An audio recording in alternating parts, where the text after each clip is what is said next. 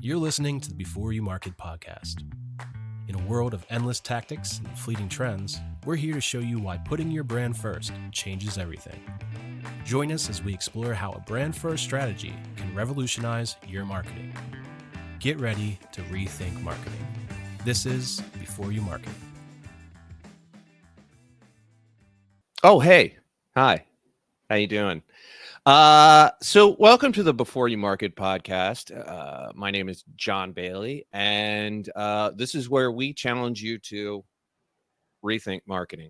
So to help us in this endeavor, we've invited some of the best marketers in the business to enlighten you on a path to a brand first awakening. Yes, that's right. A brand first awakening, everybody. If you don't know what that means, just keep watching the podcast. So Katie is here. Katie is a beast when it comes to data analytics, and she's getting deep in some AI as well. And she also is business partners with two of my favorite people, John Wall and Chris Penn, who we were just discussing before we got started, are the actual first to ever do a podcast. There, I said it, done.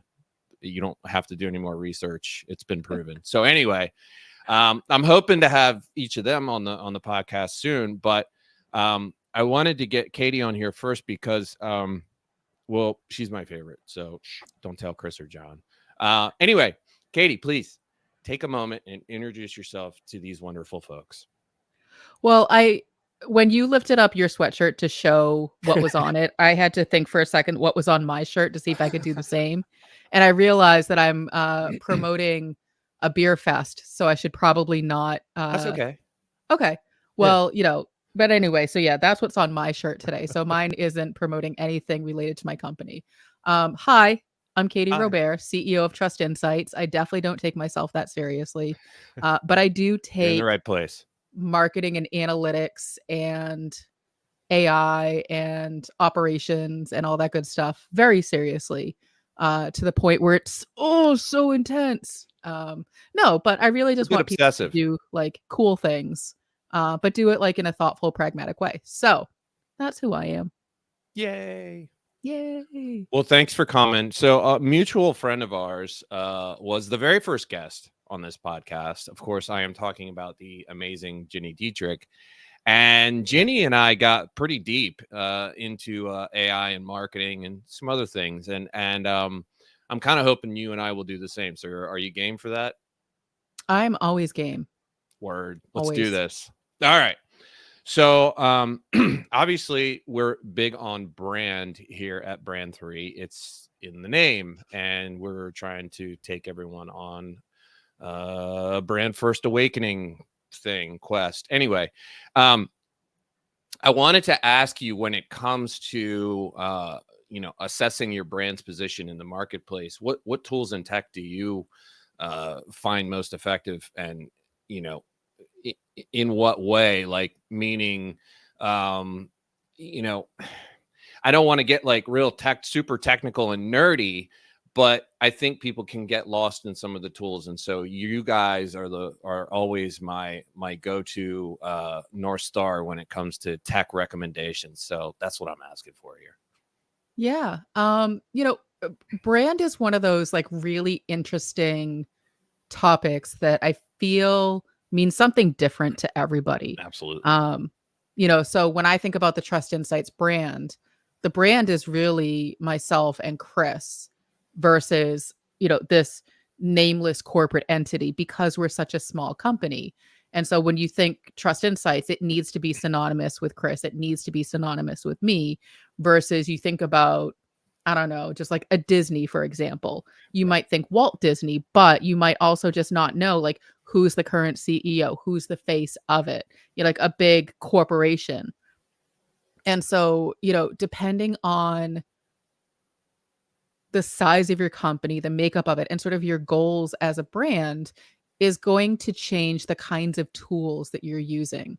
So for us, we use a lot of social listening because if our brand is our personal brand, it's synonymous with our corporate brand, then we need to make sure that we are putting ourselves and our expertise out there on channels like a LinkedIn or an Instagram or a YouTube, whatever makes sense. And that we're also then tracking, are people engaging with it? What's the sentiment analysis?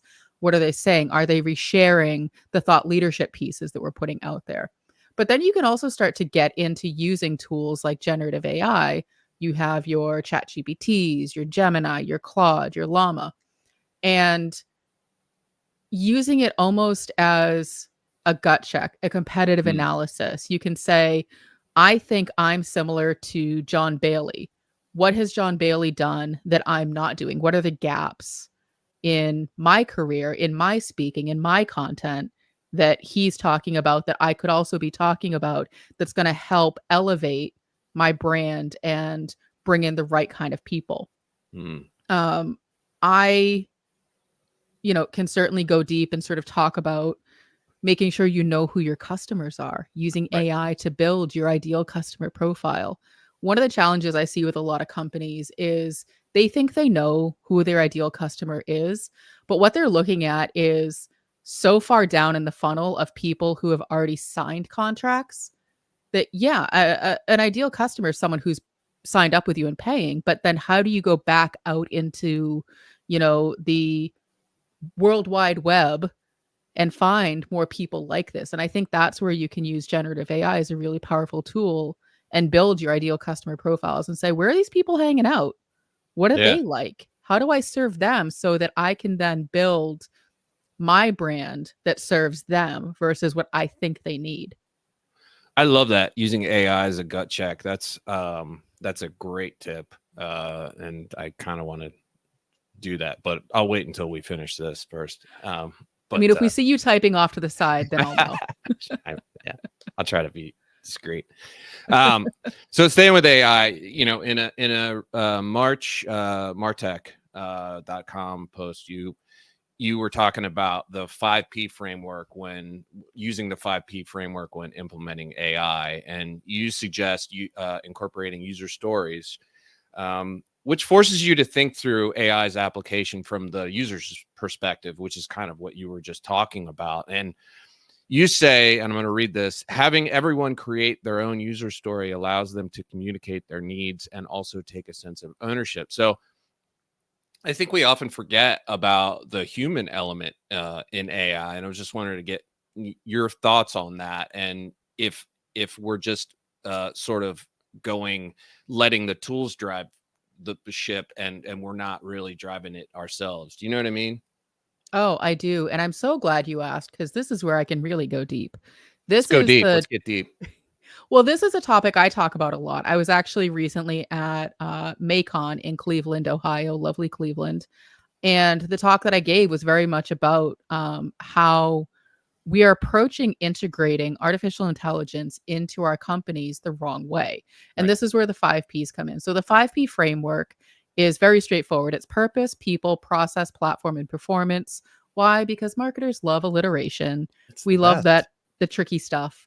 Yeah. But it really asks the question, why are we doing this? Is this the way we should be approaching it?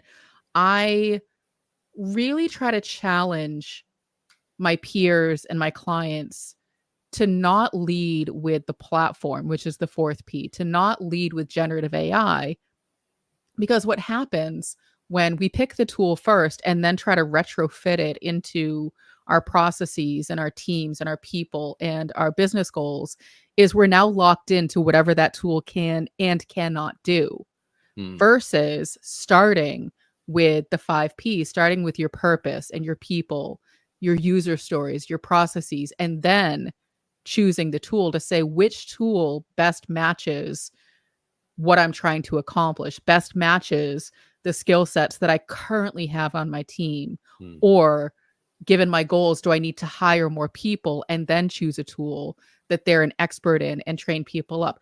Do I have clear, concise, repeatable, scalable process where I know if I insert AI into it and something goes wrong, I can point to exactly what's not working, pull it back out, continue the process as it's supposed to be so that work isn't getting interrupted. Because the thing is, we're treating bringing AI into our organization like we have all the time in the world. We have endless resources to just Right. like tool around and like try things and experiment. Like that's not reality. Right. It is absolutely not. We all do not have the same, 24 hours in a day as Beyonce. It's just, the physics isn't there.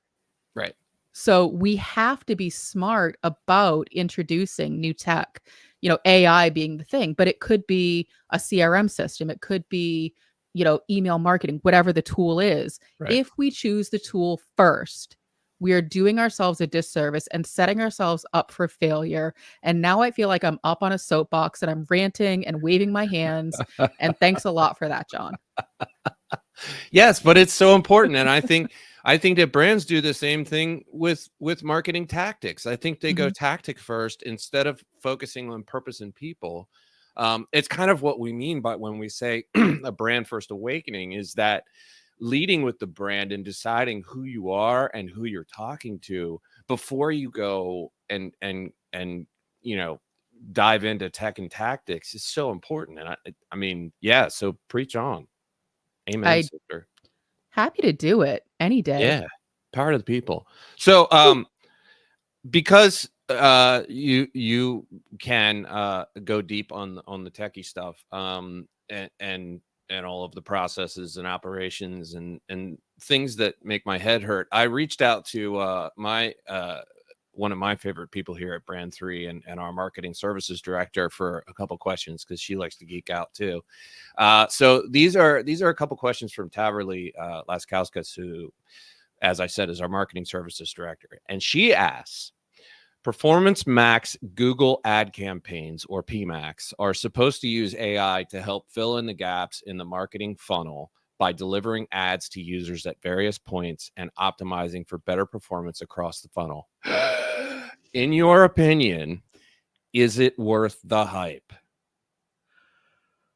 Brutal honesty. Come on. Personally, no. And I will tell you why. I will tell you exactly why. Let me get back up on my soapbox now. I'm just going to build it a couple levels higher. Nice. So if you're just starting out and you are trying to figure out where you fit in the market, who your audience is, I feel like a tool like PMAX can help you start to experiment and say what's going to work. However, you still need to take a step back and figure out who your audience is. The challenge with artificial intelligence is it's only as good as the data that you give it. So if you're using a tool like PMAX and you're giving it very basic information. So if I say, I want to run ads to people between the ages of 30 and 40 in the United States that like surfing, I'm going to get a really, really big audience. Right. I'm going to waste a lot of money. And AI is just going to make assumptions about the rest. I know personally from doing this work through Trust Insights, there is so much bias built in to artificial intelligence that if you are letting the AI do the work for you and you're not giving it the data because you don't know who your audience is, you are once again not setting yourself up for success. You are potentially wasting money, wasting resources, hitting the wrong people, not getting the brand awareness. It's a waste of time. Oh my God, my soapbox is just getting taller, John. You need to wave your arms a little bit more. I would, but I'm afraid I would. I would knock over my microphone, unfortunately. Come on, let's trust me. I would love to. Normally, I'm just this place. Just burn it all down. Yeah. But I feel like depending on, so think about, the example I was giving earlier. So like a Disney, I have nothing against Disney. It was just the first big company that popped into my head. A company like Disney is a household name where they can use a system like PMAX because they are literally trying to appeal to everybody. Right. They want to be a company for everybody. So for them, a system like PMAX is going to be great because everybody's their customer. A company like mine, not everybody is my customer. So I really need to narrow down who that audience should be before I even start to think about, is PMAX the right tool? It goes back to what I was saying in that Martech article of the 5 Ps of, you really need to understand your purpose. So if your purpose is brand awareness, great, that's a great goal. But you still have a lot of work to do before you even get your hands on a piece of technology, especially a piece of technology that includes AI that's going to do some guessing on your Right. behalf. That's a huge risk to me. Especially if you haven't done the work on ensuring that your brand is in good shape. Mhm. From all the angles, from design, from content, from user experience, on down through. And Mhm. so, it's the old adage, garbage in, garbage out. So yeah, Exactly. absolutely. Sweet. So follow up from Tav is, with all the changes from Google, GA4, consent mode, we talked about PMAX, etc. How are you rolling with the punches and educating your clients without frustrating or overwhelming them? Or are you? Do you like to just shock them and just dump new technology on them? Like, hey, look at this now. No, I'm just kidding. As you can tell, I'm definitely that person who likes to like shock and dazzle. I am. Can you wait, real quick? So if that were in Iraq, can you imagine instead of shock and awe, we called it shock and dazzle? That would be kind of awesome. But anyway, keep I going. think I might have to start doing the shock and dazzle and just see what happens. It's my signature move now, the old shock and dazzle. Katie Robbert, shock and dazzle. Love it. Anyway, It has sorry. to include some jazz hands, but they have Yes. to be like creepy jazz Appropriate. hands. Yeah. Creepy and appropriate. Yeah. Wait, that doesn't work. Anyway, I keep going. think those are two things that accurately describe me. Creepy and appropriate. Creepy and appropriate. Yep. All right. This might just have one as my favorite episode, but keep going. So in terms of how we're keeping our clients and our peers educated, it's continual, it's nonstop. And so it can't be something that we just spring on them. So one of the reasons why people bring on Trust Insights is because we are always looking ahead. We are always trying to figure out what's coming next, because I don't like surprises. I like surprises when they're like, surprise, we're going on a trip. I don't like surprises when it's like, surprise, you now have to pay for this brand new tool and hire a bunch of people and learn how to use it and overhaul your company, and suddenly you're in debt and bankruptcy. That's a bad surprise. I don't like those surprises. Yeah, those surprises suck. So we're always trying to, one of the things that my business partner Chris does really well is he is always focused on what's next, what's coming, what's the new trend. And then when he brings that into the company, my job is to figure out the so what. Who's going to use it? Who's going to care about it? What's the messaging? What do people actually need to know? Because if we share everything that's changing, everything that's happening, it's overwhelming. Right. It's overwhelming to us, but our job is to distill it down and really understand our clients, to say, this is the information that you need to know. Here's why you need to know it. Here's the risk of you not paying attention to this trend that's coming, so that they can make those decisions and say, okay, this is something that's just, I'm going to file it, in the back for now. I don't need to focus on it, versus, okay, you've told me that it's, if I don't pay attention, there's a risk. That doesn't mean people are going to continue to pay attention. That's sort of, that's on them. But the best we can do is say, here's what's coming. Here's what that means for you. Here's our recommendation that you do something about it. And it's a continual thing. It's something that we have to do every single day. So that consistency is there, so that people can expect, okay, I'm going to get new information from my partners at Trust Insights every single day. It's going to be bite size. It's going to be something that I can wrap my head around today. And then tomorrow I'll get a new set of information. And that's really the best way to approach it, because there's so much happening. Absolutely. I think, I think that can be applied to a lot of things. I think it's important to find people you trust, because anyone can do research on anything using Google, using AI, using whatever.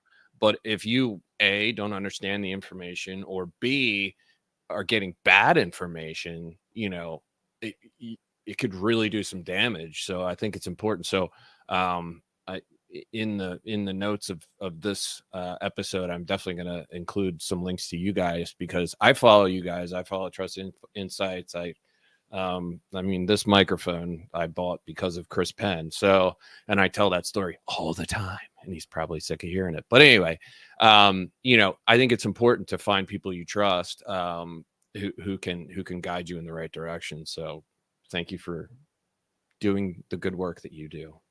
It is appreciated by all. So You are very welcome. That is, I only do it for the accolades. I figured, yeah. Why else would I do actually help people? No, goodness, no. Nah. All right. So one more question that is from little old me. So AI is improving and changing at a crazy fast rate. It freaks me out. So in your opinion, what should businesses be prepared for next? So I don't want to like ask about the future of AI and like crystal ball and stuff, but I just want to see what you think in terms of how they should be preparing to utilize AI in terms of, their business practices and marketing, and where you think AI is going to actually have more of an impact in the future. Does that make sense?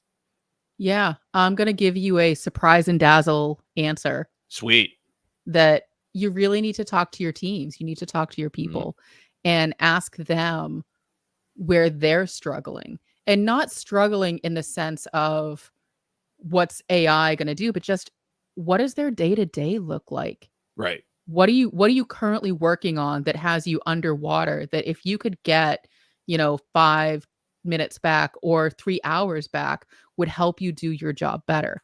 I Right. think we as an industry, but also as a culture, are so focused on the next shiny object that we're forgetting about the wins that we can make right in front of us today. They're going to have such a huge impact on our businesses. As you mentioned, our mutual friend, my ride or die, Ginny Dietrich, was on your show. She published an article recently about how using AI can get you 3 hours back. And it's just like, and it wasn't anything, I'll let people go read the article, but it wasn't anything like, I'm building a rocket, I'm flying to Mars. It's this like big engineering feat that I have to have, 8 PhDs for. It's very practical stuff that people can apply today. And I think that is getting overlooked so much, because there's so much emphasis on, I need to be the first, I need to be the best, Right. it needs to be the shiny object, it needs to be flashy. I had a client say to me, I want to win an innovation award in the context of integrating AI into the organization. Okay. And I really had to channel my inner strength to not be like, are you effing crazy? That's a weird But thing that to- was how they were looking at it. Their thought process was, if we can use AI and we can win an innovation award, then we can attract more customers and we can increase our membership numbers. And I was like, or hear me out. Conversely, perhaps we do a little bit of market research. We know that your marketing is misaligned with who you're actually targeting. Perhaps we make those adjustments. We can use AI a little bit, but let's go ahead and tweak your marketing. And maybe we can like shelf this whole innovation award thing. And so it's just the point I'm roundabout trying to make is that I'm not worried about what's happening with AI tomorrow. I want to know what I can do today to make my life easier, to make your life easier, to find those efficiencies, whether it's with AI or not. To me, AI is just another tool in the toolbox. Maybe it's the right tool for this job. Maybe I need a screwdriver. Maybe I need, a mallet. Maybe I need all of them. Who knows? But until I actually do the work to figure out what the real problem is, I'm just picking things out of the toolbox and probably putting holes in my drywall. Most likely, definitely putting holes in my drywall. I mean, I know what I need. I need an exoskeleton. So, I don't know. The rest of it I don't care, with all your innovation and your new iPhone. And I just want the exoskeleton so I can pull Mhm. weeds and not have back pain. So Yeah. there's that. So, But that, is, as much as we're sort of making jokes about it, like that's a really good example of, well, AI is not the right tool for that. So why are we right. trying to force it to be the right tool for it? It's just not. And so, the question, people often ask is like, well, what can I do next with AI? What can I do next with AI? I really try to slow them down and be like, well, what are the problems you're trying to solve? Let's start Right. there. Because then you're just like piling stuff on top of tools and spending money. And, again, my soapbox is just getting taller and taller. But But yeah, these are important points because it reminds me of a lot of what businesses were saying about social media. It's the same thing. It's like, well, we got to use social. It's like, okay, why? For what right. purpose? And who are you trying to reach? Well, I don't know, we just need to be on there. It's like, I hear the same thing with AI now. Hmm. It's just a tool. So if you take nothing else away from this, people, understand AI is just a tool to solve a problem that you've taken the time to identify. Very important. So with Shock that, and dazzle. shock and dazzle. A lot of arm waving happened during this episode. Shock and dazzle, one of the tallest soapboxes ever built, ever constructed. It reminds me Hmm. of that story with what was it, like a turtle who got all the other turtles and it stacked up and Hmm. could see like its kingdom. And all right, I'm I'm really just standing on turtles. I figured you were Yeah. standing on turtles. Shock and dazzle, ladies and gentlemen. Katie Robbert, thank you so much for doing this. This was awesome. Thank you for having me. Bye, everybody. Thanks for listening to Before You Market. Want more insights on revolutionizing your marketing strategy? Visit beforeyoumarket.com for all our episodes, exclusive content, and the Before You Market book. Remember, great marketing starts with a strong brand. We'll see you next time on Before You Market.